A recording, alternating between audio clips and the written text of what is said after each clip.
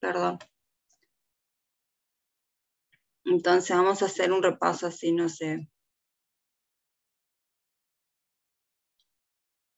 Nosotros hoy vamos a basarnos más que nada en lo que es la ética normativa, que en este caso lo que sigue o se relaciona esta corriente con todo el pensamiento ético de Aristóteles, Sócrates y Platón, y más que nada el análisis de lo que se considera bueno y malo y cómo debemos decir qué acciones son correctas o erróneas.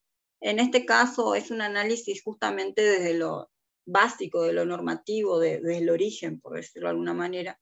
Y si va a dividir en dos, que es la teoría teleológica, donde se conforma más que nada el utilitarismo, por un lado, porque ahora vamos a ver bien, o sea, la idea de útil tiene que ver con esto, digamos, y Beptan y Stuart Mill que hablan sobre la felicidad, o sea, el fin, en este caso, es la búsqueda de la felicidad, ¿sí?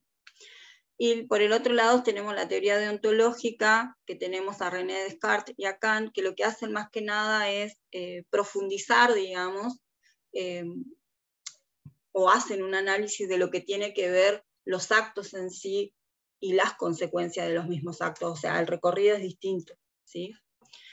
Por lo tanto, en esta perspectiva teológica, entendiéndolo como consecualismo, ¿por qué consecualismo? Porque es la consecuencia de una acción, digamos, o sea, yo miro la consecuencia, ¿sí? Miro el fin, digamos, el fin último de esto. Acá lo que dice es que afirman las decisiones morales que se van a basar enteramente en los efectos producidos por una acción. Una acción es considerada correcta o errónea en relación a sus consecuencias, si son buenas o malas, o sea, en este caso, el hecho de comprender que el paraíso en el cristianismo es un discurso teleológico está dado, ¿por qué? Porque justamente es el fin último de toda una vida, digamos, o sea, si yo creo en el cristianismo, para creer que voy a ir al paraíso, o el sentido que tiene la noción del paraíso terrenal, tiene que ver donde yo toda mi vida voy a hacer acciones, digamos, que me lleven en relación a las consecuencias de esas acciones hacia el paraíso, más cerca del mismo, ¿sí? En este sentido, digamos. Por eso todas mis acciones van a estar como posicionadas a partir de mi objetivo, de mi meta, digamos, del sentido que tiene en este caso de ese fin. Por ejemplo, el paraíso terrenal. Entonces voy a ser un buen cristiano, ¿sí? En este sentido. ¿Para qué? Para poder llegar a ese objetivo, a esa meta. Dentro de la perspectiva deontológica, nosotros lo que encontramos, deonto significa lo que es necesario deber, y luego es el estudio, el conocimiento del deber, de lo necesario, de lo que es necesario saber. Acá lo que va a hacer más que nada, se va a estudiar las acciones y las normas, es decir, los deberes, especialmente en las que rigen las actividades profesionales, ¿sí? Se toma en cuenta la naturaleza del acto en sí, digamos.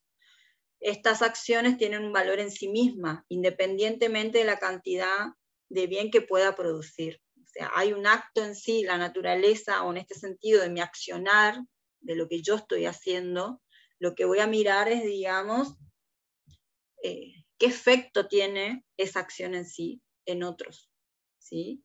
De acuerdo con la convicción de que hay acciones buenas o malas en sí misma, se exige el deber de realizarlas o de evitarlas. Digamos, una acción puede ser moralmente correcta, aunque no produzca la mayor cantidad de bien, porque es justa por sí misma. En este caso tenemos un montón de ejemplos que vienen de la práctica profesional, por ejemplo, las denuncias y sanciones por mala praxis médica o de violencia médica en contra de ciertos pacientes, digamos. Acá hay un acto natural por sí, digamos, no es tanto en qué sentido. Esas denuncias lo que albergan, digamos, son justamente el médico hizo un acto o hizo una práctica que no funcionó, digamos, ¿sí? O que, por ejemplo, todo lo que sea violencia médica es porque hizo, digamos, justamente unas inadecuaciones, entendiendo el punto de vista que no respetó justamente el código de ética de la profesión, por ejemplo, ¿sí? Este desarrollo y normas de código bioéticos también son para regular la investigación científica en campos polémicos como la clonación o la ingeniería genética, digamos, son ejemplos, en este caso, de ontología, digamos. ¿Por qué? Porque justamente lo que yo miro, digamos, si bien se toma en cuenta la naturaleza del acto, digamos, también se estudia las acciones y las normas que rigen eso, ¿sí? En ese sentido. Dentro de lo que es el enfoque entendido como el enfoque teleológico, vamos a encontrar, digamos, distintos tipos de elementos o de maneras o de formas de entender, digamos, o teorías que son un poco las que entran, digamos, por ejemplo, la teoría del egoísmo moral. La teoría del egoísmo moral lo que plantea es que, o pregona más que nada, dice que toda persona debe actuar para maximizar su bienestar a largo plazo. O sea, es decir, el egoísta, digamos, es aquel que cree que su única obligación es consigo mismo, digamos, y su único deber es cumplir con sus propios intereses, digamos. En este caso podemos encontrar, digamos, por ejemplo, si una acción trae beneficios o le trae beneficios, debe practicarla, digamos. Si no le trae, se considera moralmente inaceptable. O sea, el egoísta o el egoísmo moral está implicado que la persona solamente tiene obligación consigo mismo, piensa en sí mismo, digamos, y su único, podríamos pensar, deber es cumplir con sus propios intereses. En este sentido, el representante que encontramos es de Epicuro, digamos, que creía que solamente el placer era bueno y digno de ser buscado, y el placer se acompaña de felicidad, digamos. ¿Cómo podemos ver actos egoístas? Porque el egoísta muchas veces, digamos, vemos que hace actos colectivos, por ejemplo, pero porque en realidad no es que está mirando como la felicidad del otro, sino que simplemente él entiende que hacer un acto colectivo lo beneficia, digamos, y por eso lo hace, ¿sí?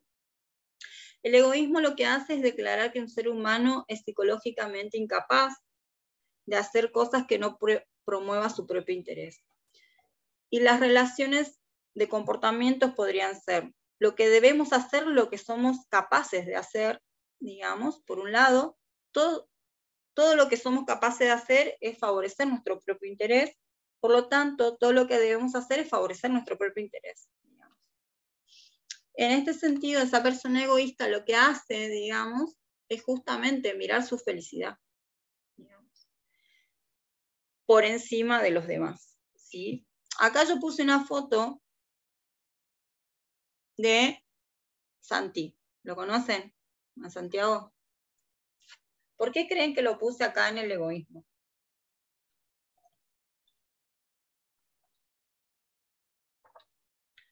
¿Alguna vez lo escucharon hablar a él? ¿Lo conocen o no? No, profe, ¿quién es? Sí, profe. No, profe.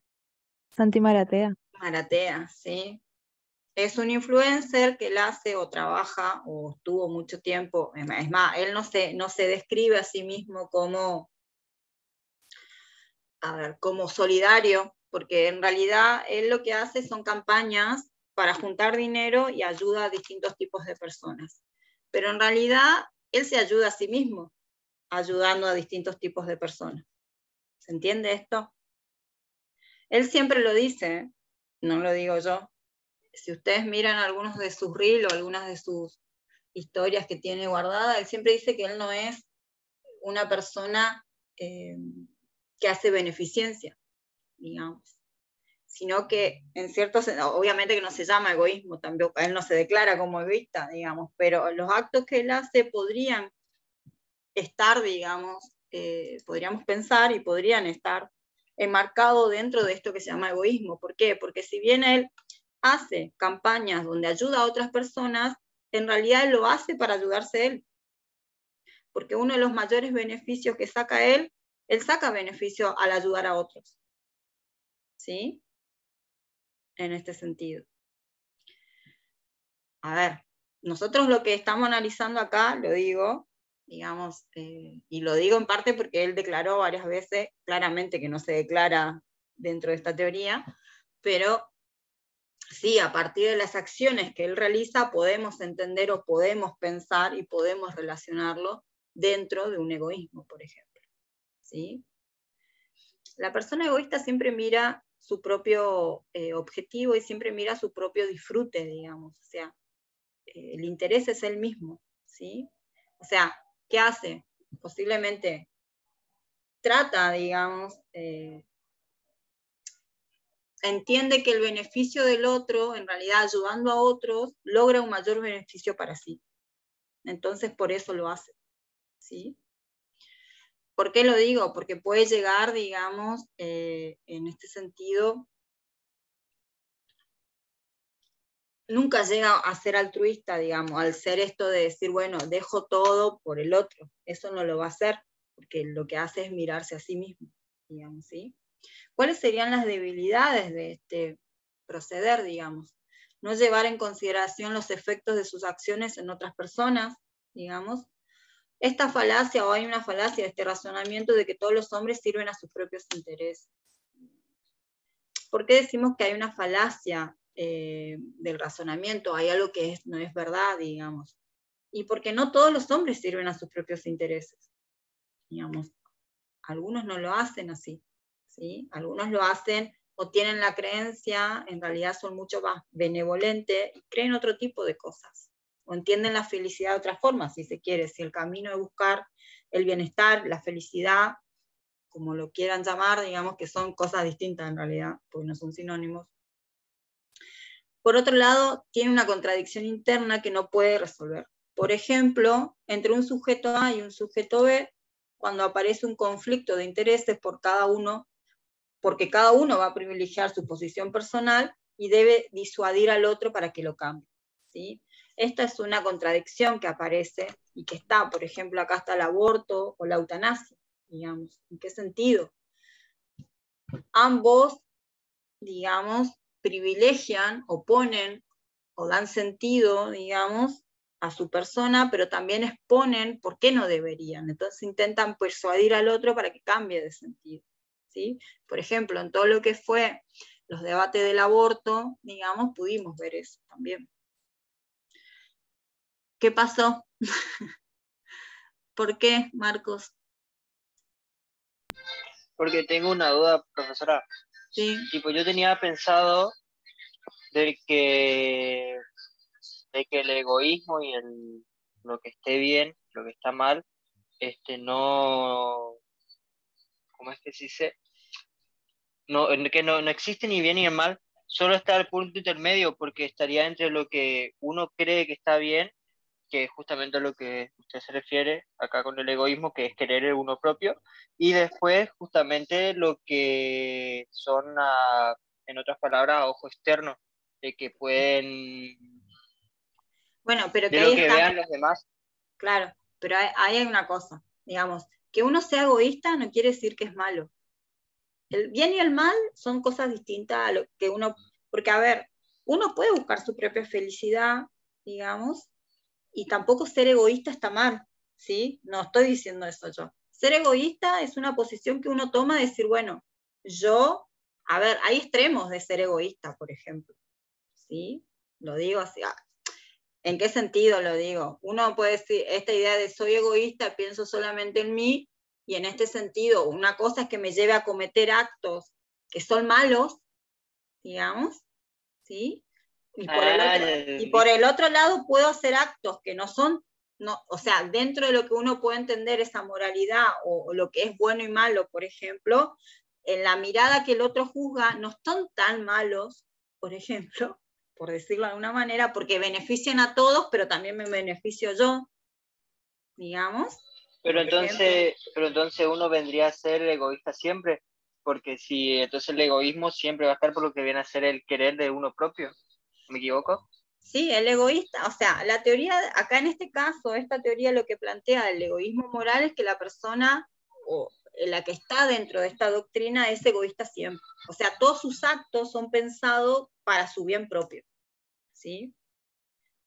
Donde, digamos, el otro no le importa ¿sí? O sea, tenés estas dos maneras de verlo, por decirlo, o un extremo, por ahí yo lo digo muy objetivamente y no quiero que carguen subjetividad, pero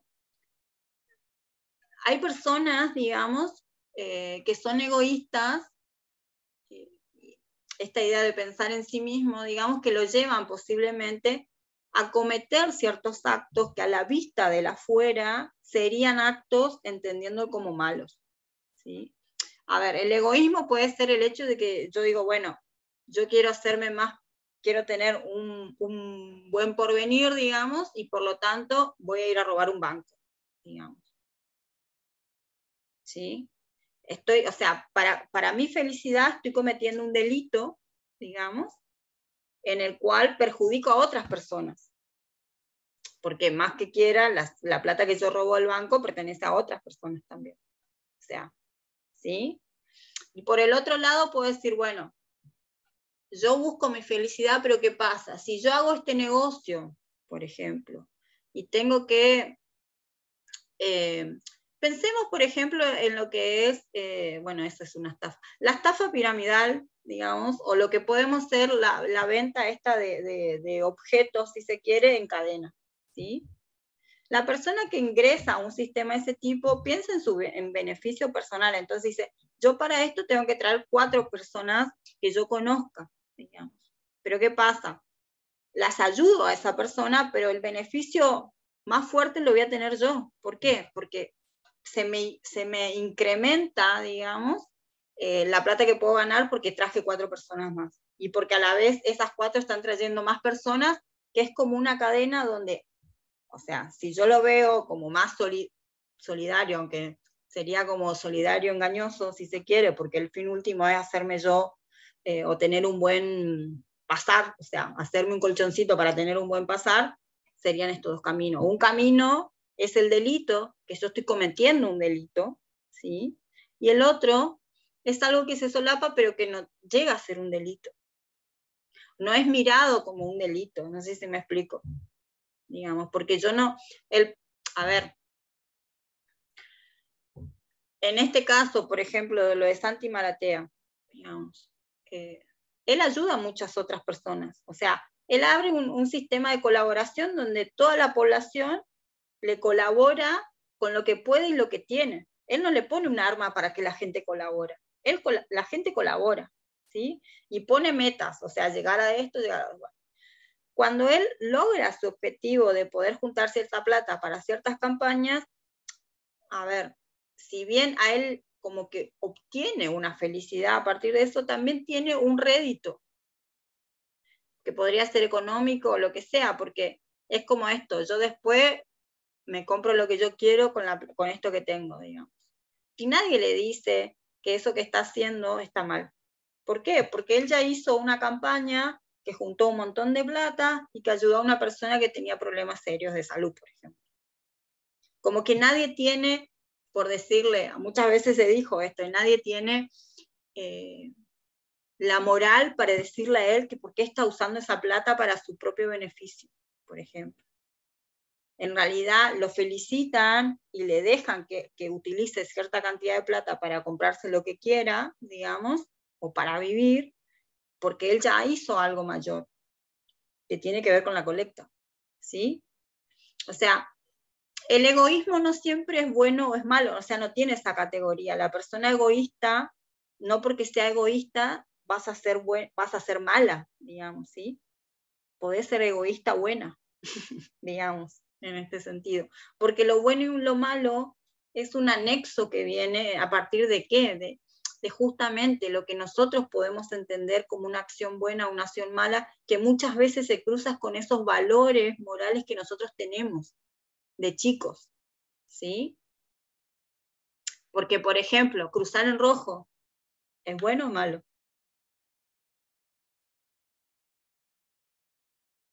O sea, es todo un debate. Malo. Es malo, pero a ver, muchas veces nosotros cruzamos en rojo.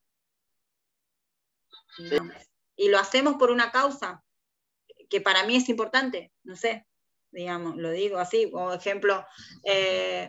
ambulancia. Sí, dependería por la situación. Claro, pero bueno, también nos lleva a pensar, muchas veces no hay situación, y muchas veces hay gente que imprudentemente cruza en rojo y provoca accidentes, por ejemplo. Digamos, ¿sí? Entonces, a lo que voy es que tienen que separar lo que es bueno o malo de estas teorías. O sea, no las categoricen de entrada, el hecho de ser egoísta, digamos, sea una acción mala o buena. Es una acción que provoca consecuencias, que ahí podemos ver si esas consecuencias son buenas o malas, a partir de lo que resulta de eso, ¿sí? ¿Se entiende? Es esto, digamos. Porque así como decías vos, digamos, por ahí, hoy en día, fíjense que nosotros la clase pasada, que hablamos de como el proceso de globalización, lo que llevaba muchas veces, y lo que muchos acusan, sociólogos, antropólogos,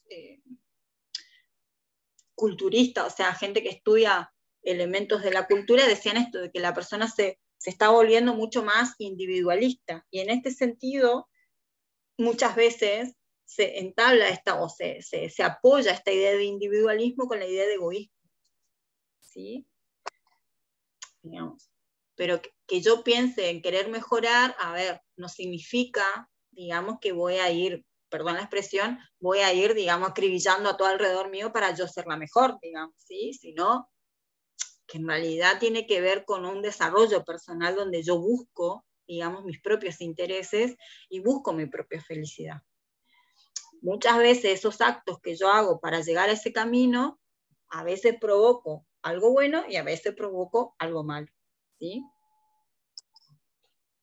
O sea, por eso tiene esto doble que es mucho más complejo a veces el análisis, porque yo me tengo que separar por ahí de lo que entiendo de por bien y por mal, por decirlo alguna, porque tengo que mirar las consecuencias de mis actos, no tanto o sea, si yo me considero egoísta, digamos, no voy a estar pensando, porque no lo pienso, sino lo veo cuando lo resuelvo, ¿sí? Porque lo digo así, ¿qué sentido? No voy a pensar, bueno, mis actos ya, no sé, engañé a este, hice esto, hice lo, o sea, no los miro así, no es que me proyecto en decir, bueno, ahora voy a hacer esto para, sino que simplemente voy por un objetivo y lo hago, y muchas veces es inconsciente, digamos. Lo voy a ver hacia a cómo se resuelve. Aparte, piensen unas cosas, todas las personas, todos sentimos y todos pensamos diferente, diversamente, digamos, y todos accionamos distintamente. O sea, yo no tengo una respuesta motor, o sea, no tengo una respuesta, ¿cómo es que se dice? Plasmada ya, cerrada, sino que a veces pues este libre albedrío también da el hecho de que, a ver, puede ser que espero lo que el otro me pueda decir o no, digamos, no sé si me entiende, puede ser toda una sorpresa, digamos, en este sentido, porque son las conductas humanas, y las conductas humanas, o sea, no hay una línea, digamos, muchas veces no la hay, a ver, piensen, las personas que salen, en este sentido, bueno, hoy en día hay muchos casos de estrés, digamos, de personas que tienen mucho estrés y que salen a cometer un montón de delito a la calle. O sea, como este Día de Furia, por ejemplo, que había visto una película que está muy buena, pero es como muy, muy real de lo que pasa hoy en día. Por ejemplo, nosotros, acá en la ciudad, mucho no se ve, si uno va a una ciudad más grande, capaz ahí lo ve más. Acá no es que no se ve, pero no es tan exacerbado como en otras ciudades, digamos. Este es una película que no se llama Día de Furia, pero tiene un nombre parecido, en el cual, digamos, un hombre, como que todas las noticias dicen de que la gente está mucho más alterada, como que el acelere de la vida cotidiana es como que lo está volviendo cada vez más insatisfecho con muchas cosas, y por el otro lado no tiene como un filtro, por decirlo de alguna forma, a la ira. Entonces, como que muchos de los accidentes pasaban a la hora en la calle, digamos, cuando la gente estaba conduciendo hacia su casa, porque había mucho tráfico y provocaba, bueno, que haya atasco en un montón de lados, o la gente cortando calles, por ejemplo, y demás, bueno. Y se daban situaciones donde, por ejemplo, mucha violencia, digamos, las personas tocaban la bocina sin parar, o bueno, y estos actos. Entonces, a lo que voy es que también hay un mundo, o sea, hay una naturaleza, por decirlo, hay un ambiente que va, digamos, generando, digamos, un montón de situaciones posiblemente en donde el hombre hoy en día, a ver, está asombrado, o sea, hay actitudes o conductas que en cierto sentido una parte de la población la asombra, digamos, que las personas se comporten de esa manera en sociedad, por ejemplo, ¿sí? Como que acá es cuando entra esta idea que dice, bueno, no hay valores, o se perdieron los valores de convivencia, o la gente ya no sabe convivir, no sabe dialogar, y acá entra un poco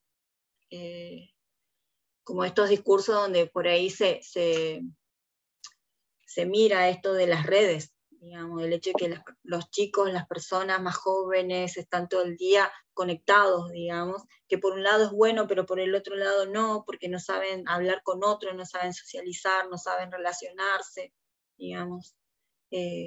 O sea, tiene todos estos vaivenes, ¿sí? Y el hombre tiene estas cuestiones, o sea, lo digo en el sentido de que muchas veces por más que yo espere una respuesta o me parece que la respuesta va a ser tal, muchas veces me sorprenda, digamos, ¿sí? ¿Por qué? Porque justamente así como yo tengo intenciones, el otro también tiene intenciones, digamos, ¿sí? En ese sentido. Fíjense, cuando fue todo lo del aborto, se generó más que nada el hecho de, bueno, de un montón de debates y de posicionamientos de un lado y del otro, por ejemplo, que se hizo de colores también esto, ¿no?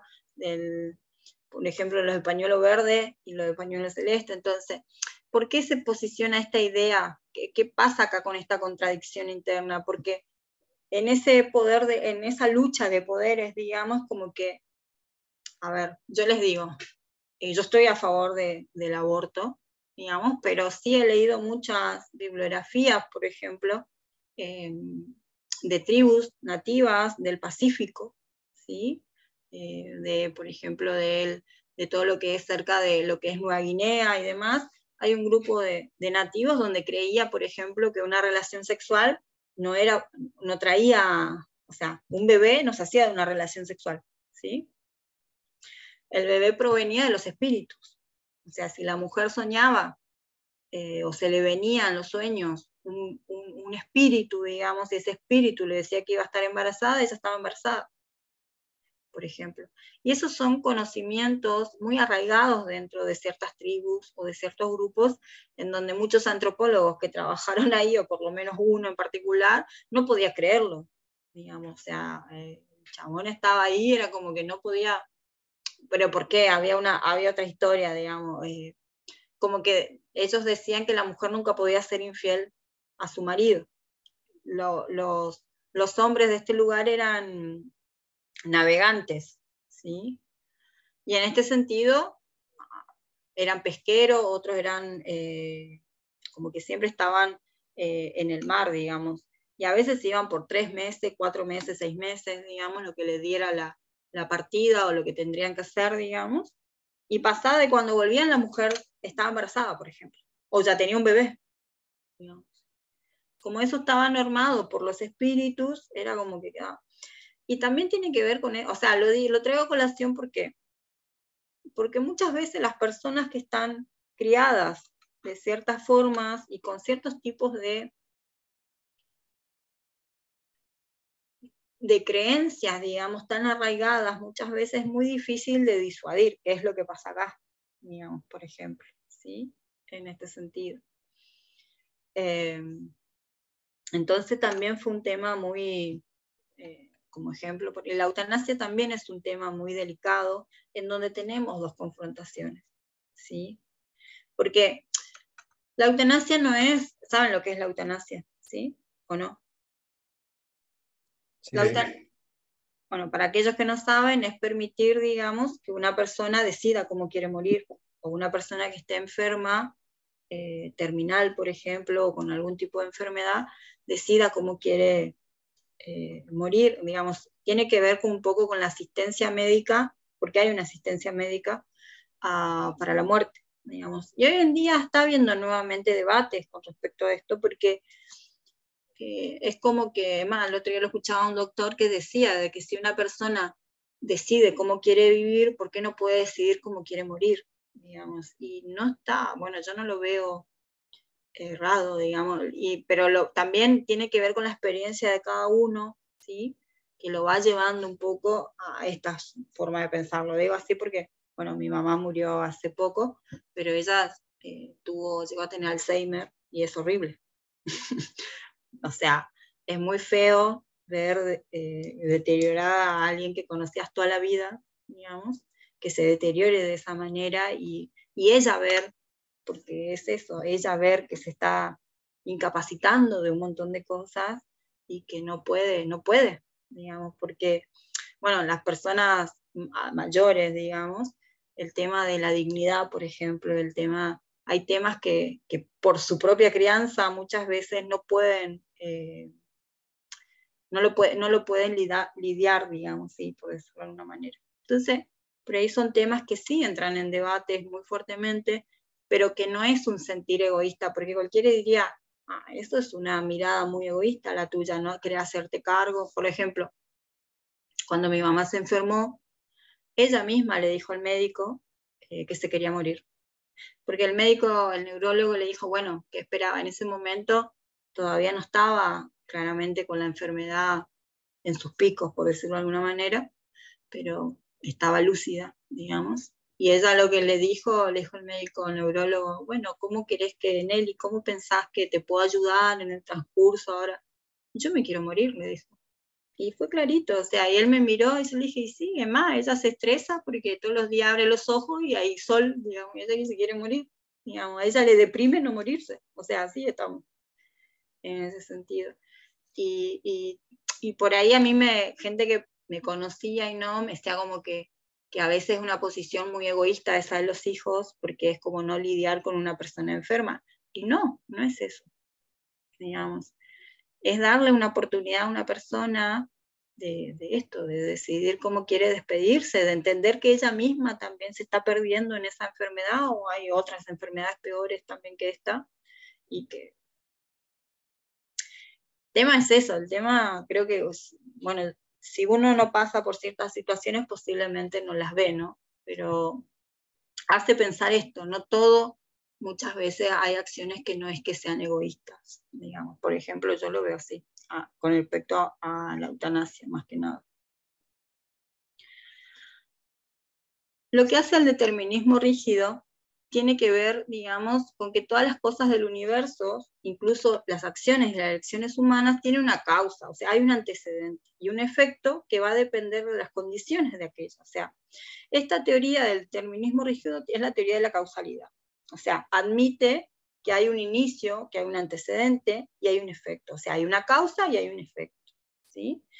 Que también va a admitir el principio de que todas las cosas son previsibles. O sea, acá lo que plantea es que los seres humanos son vistos como si fuéramos complicados, o sea, partes de una maquinaria con un funcionamiento totalmente gobernado por factores ambientales y genéticos y con desempeños teóricamente previsibles y posibles de conocer. O sea, ¿qué nos quiere decir con esto?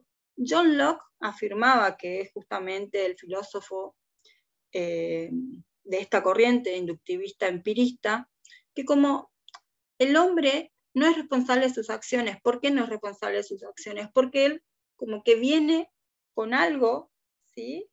Que es esa antecedente, esa causa que provoca un efecto.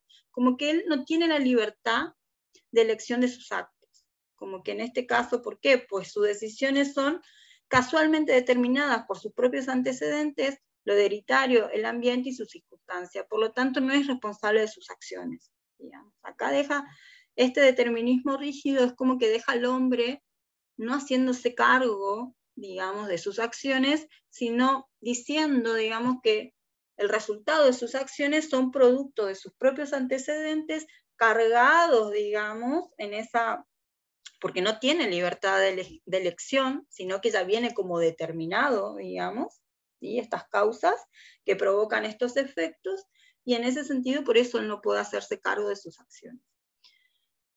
acá esa elección moral en apariencia es una ilusión. ¿Por qué? Porque no puede hacer, como no puede hacerse cargo de qué estamos hablando, digamos, ¿sí? O sea, acá no hay muchos ejemplos en este sentido del determinismo rígido, pero sí entendiendo el punto de pensar que el hombre solamente es acción o es efectos de las causas o esos antecedentes, combinado con el ambiente, combinado, digamos, con lo hereditario, digamos, y las circunstancias por las que vive, hace que el hombre sea totalmente irresponsable. ¿Por qué? Porque está diciendo que no se puede hacer responsable de sus acciones, porque él ya vino así, digamos, ¿sí? Es un poco esto, en ese sentido. La teoría ética de Kant, que es deontológica, porque él mira justamente, más que nada, estudia, por decirlo de alguna forma, lo que son justamente esas causas y las normas. En este sentido, en el libro de la metafísica, él refiere que una ley moral, para ser incondicional y universalmente obligatoria, no debe ser instrumental. Lo importante es que el hombre que realiza un acto tenga buena voluntad de hacerlo. O sea, el hombre siempre va a tener la buena voluntad de hacer cosas, ¿sí? Y en este sentido, el deber ser es el que lo mueve al hombre a hacer las cosas. O sea, lo único que motiva la buena voluntad y la intención correcta es actuar por amor al deber. O sea, sin importar las consecuencias. Yo sé que estoy haciendo un acto, o sea, no estoy mirando las consecuencias de ese acto, sino lo estoy haciendo por amor al deber. Me explico en este sentido, por ejemplo, el hecho de que yo sé que no tengo que mentir, por ejemplo. Ese es un amor al deber. ¿En qué sentido? Yo no miento porque estoy haciendo un acto de buena voluntad. No es que no mienta porque no sé las consecuencias o no miento para hacer un favor. No miento porque no debo mentir, digamos, porque justamente el amor al deber es esto, es no mentir, por ejemplo, ¿sí? En este sentido, el único motivo para hacer lo correcto es la percepción de lo que se hace, o la percepción de lo que se está haciendo es lo correcto. O sea, el deber ser. ¿Cuál es mi deber ser? Ser un buen hombre, ser una buena mujer, digamos, mantener mis valores intactos. Entonces, yo, digamos, no me cohíbo y no me contamino en ese sentido, no, o sea, no es que digo, bueno, lo voy a hacer ahora porque la acción o porque la consecuencia o porque me lo está pidiendo mi mejor amiga, por ejemplo, que mienta. No, porque mi deber ser o el amor al deber es no mentir. Entonces no miento, ¿sí? En este sentido, una acción tiene valor moral si es hecha para cumplir el deber y debe ser de aplicación universal, independiente de las situaciones personales. Con esto me refiero a eso. Digamos, el cumplimiento de esta ley depende de una facultad innata del hombre, el razonamiento. O sea, pienso, luego existo, si bien no es parte de lo que él plantea, sino que es Descartes. En cierto sentido, el razonamiento es el que cumple, digamos, o es la mayor elemento para cumplir esta ley. ¿Cuál es la regla o ley que un hombre de buena voluntad, de forma consciente o inconsciente, reconoce que está cumpliendo con su deber? Justamente el razonamiento. O sea, digamos, es como que libro de mi cabeza de todas las consecuencias, de todas las circunstancias, y mi deber ser es ser honesto, por ejemplo, ¿sí? Kant responde, él sabe que cumplir con su deber cuando cumple con el principio denominado imperativo categórico. El imperativo es una orden expresa que dice yo debo, o sea, yo debo hacer el bien, en este sentido. Cuando una persona tiene intenciones de realizar una acción, debe razonar internamente y preguntarse a sí mismo si lo que está por hacer puede ser universalizado o sea, si puede ser seguida por todos. Claramente que tiene críticas. ¿Por qué? Aun cuando todos los hombres sean racionales, no quiere decir que todos tengan el mismo pensamiento. ¿Por qué? Porque no todos provenimos de la misma, o sea, a ver, para ser claro y no confundirlo.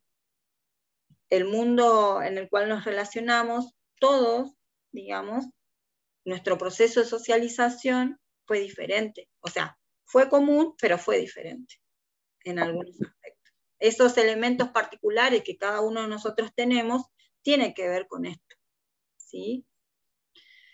Entonces, en ese sentido, tampoco va a contemplar, digamos, las excepciones a la regla. Debo decir la verdad al enemigo, por ejemplo. ¿Sí? No sé si alguien quería hablar o se prendió nomás el micro. Sí, profe, si puede volver a la imagen anterior, por favor. Sí. Quiero mostrar. Dale. Ahí está.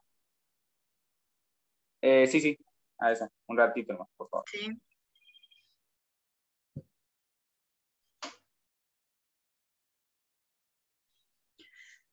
Piensen que en esto, más que nada, es como Kant, digamos, y muchos de los filósofos elaboran, digamos,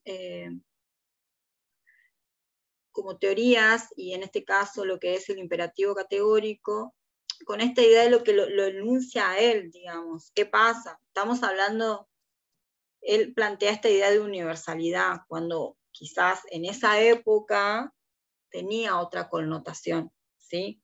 Hoy en día, ¿qué pasa? El avance de todo, digamos, por ahí esta idea de pensarnos en esa universalidad, está bien, somos todos iguales, anatómicamente, por ejemplo, ¿sí? Hasta ahora no salió una especie humana que tenga un tercer brazo, ¿sí? O alguna otra especificación. En este sentido, ese concepto de universalidad es como que plantea esta idea de universal o de igual, digamos, en circunstancias ambientales también muchas veces. Y de esta manera, o sea, no todos los hombres piensan iguales, digamos, eso ya lo vimos y lo podemos manifestar en el mundo, digamos. O sea, la manera que tiene de ver la vida una persona de Latinoamérica no es la misma que puede tener una persona de Siria o una persona de Europa Occidental, ¿sí? En ese sentido. Dale.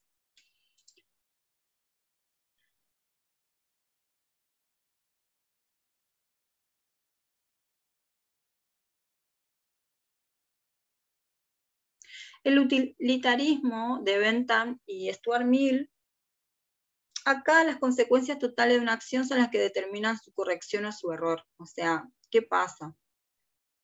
No es solamente y apenas mi felicidad o mi interés lo que se cuenta, sino la felicidad o el interés de todas las personas que tienen que ver con la consecuencia de la acción. O sea, ¿qué es lo que miro? O sea, la utilidad que tiene, digamos, esa acción para el resto de las personas, no solamente para mí. Bentham creía que las leyes y las instituciones deben ser juzgadas en su moralidad, o sea, por sus efectos o consecuencias, y su aforismo era el mayor bien para el mayor número, o sea, mayor felicidad para mayor número de personas, ¿sí? Hacer el bien para mayor número de personas, ¿sí? Por lo tanto, mayor felicidad para mayor número de personas, en este sentido.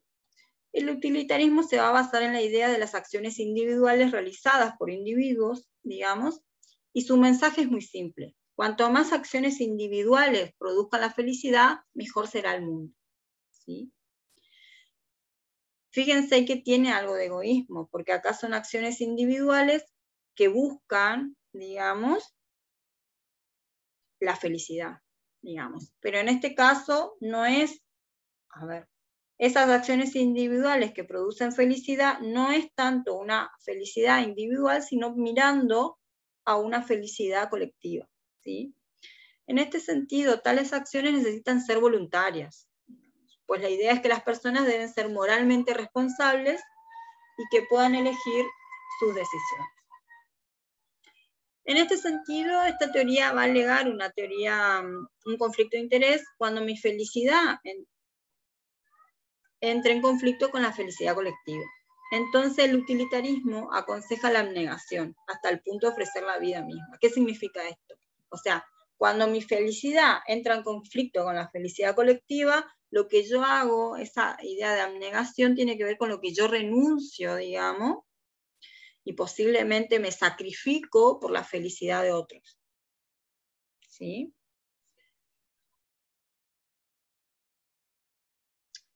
Stuart Mill, que era el discípulo de Bentham, plantea el principio de mayor felicidad. Son hedonistas. ¿Qué significan hedonistas? Son personas que analizan el placer o buscan el placer de las cosas. Por lo tanto, el placer le da felicidad, ¿sí? O sea, hay una relación de placer con la felicidad. El placer era el único bien intrínseco, y esta promoción de placer y la prevención del sufrimiento son los que determinan las decisiones morales. O sea, yo buscando el placer, solo que voy a promover, digamos, más placer, por lo tanto, reduzco o determino, digamos, mejor dicho, reduzco todo lo que tenga que ver con los sufrimientos, si se quiere, porque esa mayor búsqueda de placer me va a dar mayor felicidad, digamos, y en este sentido son las que van a estar tomando o determinando las decisiones morales, ¿sí? Stuart Mill, hay un ejemplo que plantea de que tiene que ver con, por ejemplo, se está ahogando mi papá o una persona X, si quieren, y un famoso, digamos. Y hay una persona que lo puede salvar, ¿sí? Pero solamente puede salvar a una de ellas. ¿A quién piensan ustedes si miramos este principio de mayor felicidad de Stuart Mill que rescataría, digamos, esa persona? ¿A la persona que es no conocida o al famoso?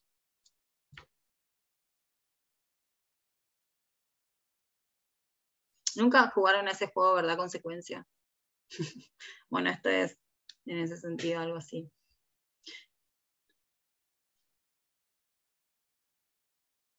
¿Qué les parece a ustedes? Siguiendo por un poco este lineamiento. Y le va a salvar a la persona conocida. ¿Por qué?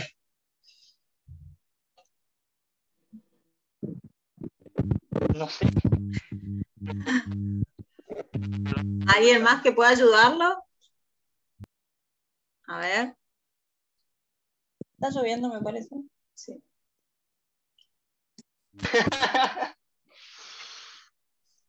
¿Alguien más que pueda ayudarlo? ¿Nadie? Porque significa más felicidad para todas las personas, digamos. Más placer, profe. A ver, ¿por qué? Están bien, pero quiero que... Están bien, yendo bien. ¿Cuál sería ahí? Porque a la persona desconocida, digamos, o sea, no a todos les importa que muera, en cambio a la persona conocida sí le puede afectar a muchas Exacto. personas. Así es, digamos. O sea, esa persona que es conocida o que es famosa trae atrás de él un montón de club de fans, de otras personas que van a sufrir si él muere. Entonces, digamos, siguiendo esta corriente, uno salvaría a esa persona famosa y a la otra persona X la dejaría que se ahogara, digamos. ¿Sí? Ahí estoy mirando justamente la felicidad a nivel universal, ¿sí? O la felicidad colectiva. La teoría de Ross... Si por ejemplo esa persona desconocida no fuera un adulto, no fuera un niño, ¿cuál salvaría? Y bueno, y ahí puedes, a ver, ahí tienes sí una cuestión. Y la persona que sigue esta idea del principio de mayor felicidad va a seguir, digamos, posiblemente pensando en el famoso. Bueno, Porque, o que haga una encuesta. porque ahí, digamos, si no podía entrar, o sea, no va a entrar en contradicción. El niño pasa a ser, digamos, a ver, uno ¿sí? Yo creería que sería el niño. Porque si ponemos en qué sería más, o sea, por el bien propio normativo, creo que sería más público el rescatar a un niño antes que a un famoso. Por ahí puede ser por la vida, pensando en lo que queda de vida, quizás. Pero eso ya depende de lo que piensen las demás personas, digamos. Claro, por eso. Ese es el tema, digamos. Que uno por ahí, a ver, ¿cuál sería la consecuencia de ese acto, digamos, ¿sí? en este sentido. Pero claramente, por ahí un niño, pensándolo en este sentido, a ver, tiene una vida por cumplir, digamos. Si estamos hablando de una persona famosa que no es muy joven, por ejemplo, bueno, como que ya está, ya vivió, digamos, ya va a ser recordada, posiblemente, digamos. Ahí entra en conflicto, está muy bueno el ejemplo. Por ahí podemos indagar a ver un poco más en este sentido, pero sí tiene esto, o sea, como que trae en juego esta idea de decidir, digamos, esto, como decía su compañero, qué pasa en el entorno, cómo se mira esa consecuencia, ese acto, qué pasaría con las otras personas, digamos, ¿no? Con el mundo entero que miraría, o en este caso, mundo entero, los otros, digamos, ¿no? En ese sentido. La teoría de Ross es una teoría que él lo que va a proponer es como una mejoría en la teoría de Kant, o sea, enmienda las críticas de Kant, en cierto sentido, y lo que va a decir es que estos deberes kantianos no deben ser considerados absolutos, digamos, como que le da esa mirada. Ross es justamente del siglo XX, digamos, ¿no? Entonces dice que no deben ser considerados absolutos, hay deberes que permiten excepciones, o sea, existen deberes condicionales que deben ser anulados por un deber más coercitivo. Acá el ejemplo, él da el ejemplo de que estas dos personas o dos individuos que se están ahogando, uno es el padre de una persona y el otro es un personaje famoso. El utilitarista salvaría al famoso por los beneficios personales o porque está en juego la felicidad de mucha gente. Pero el que comulga a Ross, por ejemplo, salvaría al padre. ¿Por qué? Porque tiene una gratitud con la persona que le dio la vida, este deber ser, digamos, y que lo cuidó siempre. En esta situación, para Ross, es moralmente aceptado dejar morir al famoso, por ejemplo, ¿sí? Acá, ¿cuál va a ser, digamos, fíjense, es lo que le va a agregar, digamos, un poco, es digamos, estos deberes en donde puede haber excepciones a la regla, si se quiere. En este ejemplo no hay, porque, a ver, no hay errores a la regla, ¿en qué sentido lo digo? El deber ser, según Kant, digamos, es que yo tengo que hacer el bien. En este caso, claramente, él se va a declinar por su padre porque es quien le dio la vida, digamos, y está agradecido hacia eso, ¿sí? Al famoso no lo conoce, pero pasamos de nuevo a algún punto donde también posiblemente, digamos, en el ejemplo que dio su compañero, pueda, en este sentido, pensar, salvar, digamos, al niño, digamos, y no al famoso, también por una cuestión de que el niño todavía tiene por vivir, tiene sueños por cumplir, digamos, ¿sí? En este sentido. Y para él el deber ser puede ser esto, digamos. Creo que con esta... El libertarismo es, digamos, el libertarismo cree que las cosas inanimadas dependen exclusivamente de esto lo que es causa-efecto, pero niegan la casualidad universal para el ser humano. O sea, ¿por qué? Porque justamente, a ver, no todo, o sea, no hay una causalidad universal, ¿sí? Este tiene la facultad de elegir sus acciones, o sea, es una persona que puede elegir qué decidir y qué no. Entonces, no es previsible su comportamiento, sino que él decide, que hay un libre albedrío, si se quiere, ¿no? Yo decido el camino a seguir. El libertarista cree que el acúmulo de experiencia de las personas le permitirían elegir su comportamiento, o sea, acá hay una historia de vida que lo que va a llevar esas decisiones que él toma, le va a dar las experiencias para poder elegir, digamos, qué acciones tomar, ¿sí? Y esto hasta acá era, porque vamos a ver hasta acá y después vamos a ver. A ver, en este sentido, los libertarios, digamos, o el libertarismo, de esta manera, acá lo que dice es que acá tenemos lo que es el libre albedrío, o sea, las decisiones que toma cada persona a partir, digamos, de su propio proceso de conocimiento, si se quiere, o sus propias experiencias, en donde, digamos, esas experiencias por las que pasa, esas decisiones que toma, que ha tomado y que, bueno, tuvieron sus consecuencias, hoy en día le van a permitir, digamos, acaudalar un gran conocimiento que le van a permitir entender qué tipo de comportamiento hacer. Estoy mirando porque dejé la ropa en el tendal y claramente se va a volar. Si me esperan 2 segundos junto a eso, y si hay dudas me preguntan.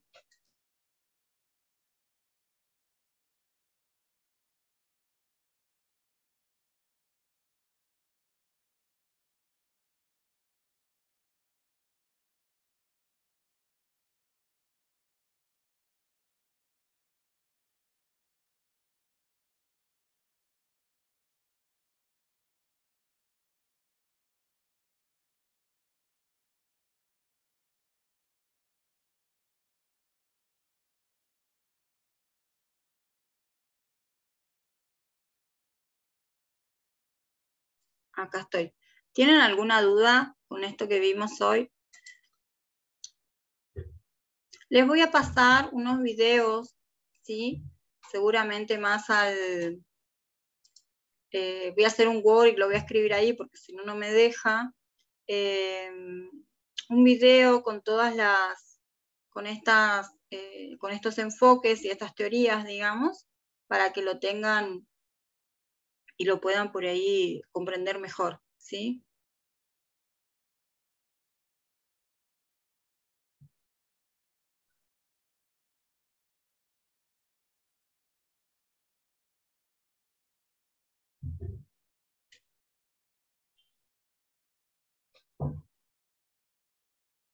Por ejemplo, el libertarista, a partir de lo que puede ser una crianza, o conocer o tener en cuenta una crianza donde un niño, por ejemplo, toda su vida vivió en un ambiente nocivo, digamos, para los libertaristas plantea de que estos chicos, digamos, siendo grandes, pueden cambiar esa realidad, ¿sí? Por ejemplo, ¿en qué sentido? A partir de su propia historia de vida, de las acciones que vieron, o, no sé, por ejemplo, personas que viven carenciadas y que tuvieron que robar en algún momento de su vida, o tuvieron que hacer algún tipo de acto delictivo, digamos, lo que plantea que estos niños criados en esos ambientes pueden, una vez siendo adultos, pueden tener la posibilidad de elegir otro camino, digamos. ¿Por qué? Porque justamente aparece el libre albedrío, digamos, la libertad de elección, entendiendo el punto de vista de que pasaron un montón de experiencia, vieron, digamos, a sus padres presos o parientes y demás, o sea, una historia muy fea, y entienden que pueden no, o sea, no tienen por qué repetir esa historia, o sea, pueden tomar sus propias decisiones y alejarse de ese camino, por ejemplo, ¿sí? En este sentido. ¿Tienen alguna pregunta hasta acá? No, profesora. ¿No? Bueno.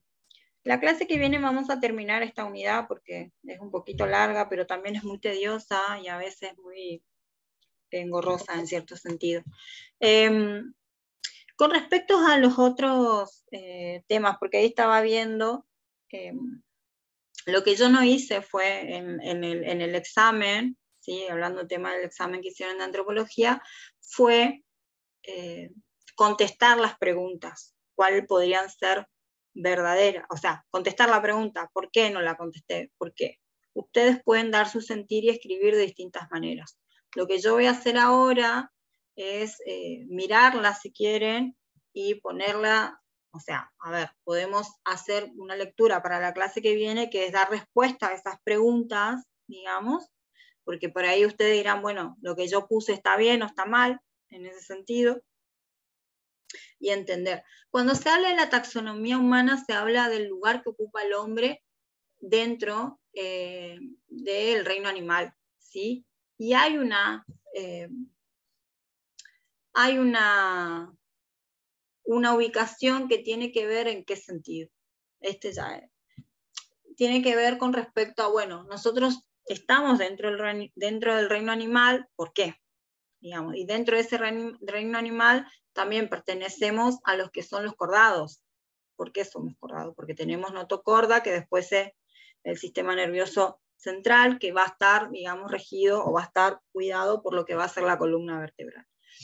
Entonces, Cuando se habla de taxonomía humana, o cuál es la taxonomía o la clasificación del hombre, hace referencia un poco al lugar que ocupa dentro del reino animal, ¿sí? Y para esto se desarrolla, se despliega una clasificación, ¿sí? Se las voy a dar porque yo pensé que se las di y no se las di, ¿sí? Para que lo tengan, porque generalmente se pregunta eso siempre, porque es un poco como nos ubicamos, ¿sí? En ese sentido. ¿Tienen alguna otra pregunta? ¿O algo que quieran sacarse dudas? No, profe. ¿No?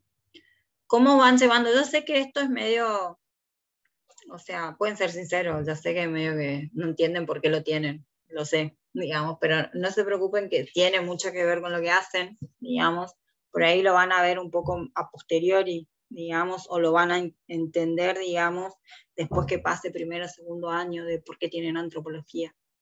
Pero hace un poco a esto, hace un poco a la vida de las personas, hace a cómo, más que cómo piensan, cómo se han desenvuelto en sus vidas, digamos. Si todos vamos a estar viendo los efectos que tienen nuestras expresiones o conductas o formas de hacer y lo que dejamos de huella en nuestro cuerpo, por ejemplo, a nivel de posturas corporales, a nivel de forma de caminar, a nivel del trabajo que hacemos o del trabajo que hicimos toda la vida, digamos. Todo eso son condicionantes justamente de la vida de las personas, digamos, y que también está trazada por lo cotidiano, digamos, ¿sí? Hoy en día, fíjense que todas las carreras que miran, digamos, dentro de las ciencias sociales o el estudio del hombre, digamos, no podemos obviar un poco cómo es nuestra vida hoy, o sea, mirando nuestra vida en el pasado, cómo es nuestra vida hoy, digamos, ¿sí? Sin ir más lejos en este sentido, hoy en día se están mirando cuestiones alimentarias, por ejemplo, que tienen que ver con el hecho de que las personas hoy en día comemos mal, digamos. Nos alimentamos mal, nuestra alimentación es muy sintetizada y está provocando un montón de daños a nivel fisiológico, a nivel de los sistemas digestivos, digamos, en el circulatorio. Entonces, estamos provocando otras cosas y eso va a llevar, digamos, a que analicemos constantemente, quizás desde el campo de la antropología, que es la ciencia como una de las más completas para mirar los análisis del hombre o lo que el hombre ha hecho en el pasado y cómo se está comportando hoy, digamos, ¿no? Pero un poco tiene que ver con todo esto, así que si tienen dudas o necesitan por ahí, no sé, algún otro apunte y demás, me avisan y yo se los subo, digamos. Yo estuve mirando ahora, buscando cosas para que sea más ameno y lo tengan, digamos, ¿sí? Si quieren pongan su presente, porque no me dio Mati ningún tipo de enlace para las asistencias, así que ahora pongan presente ahí abajo con sus nombres y ya están libres por mí. Si no tienen dudas, no hay preguntas, ya los dejo libres, ¿sí?